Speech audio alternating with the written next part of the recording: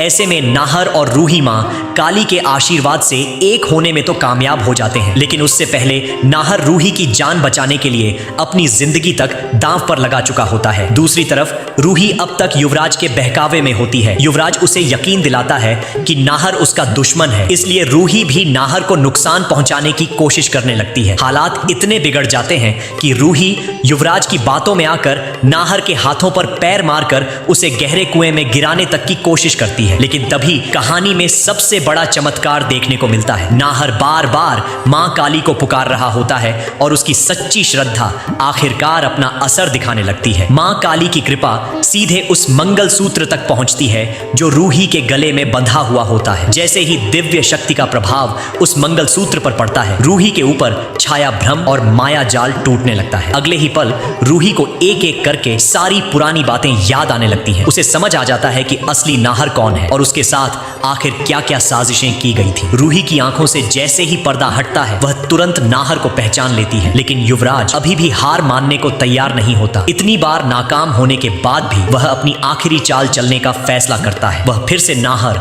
और रूही के रास्ते में आकर खड़ा हो जाता है और इस बार उसके हाथ में एक खतरनाक चाकू होता है। युवराज को इस रूप में देखकर नाहर और रूही दोनों घबरा जाते हैं। उन्हें समझ नहीं आता कि अब युवराज आगे क्या करने वाला है, लेकिन एक बात तय है, अब रूही को सच्चाई का पता चल चुका है और वह किसी भी कीमत पर नाहर का साथ छोड़ने वाली नहीं है। ऐसे में आने वाला पल नाहर, रूही और युवराज तीनों की किस्मत बदल सकता है। माँ काली के आशीर्वाद से अब रूही और नाहर फाइनली एक होने जा रहे हैं।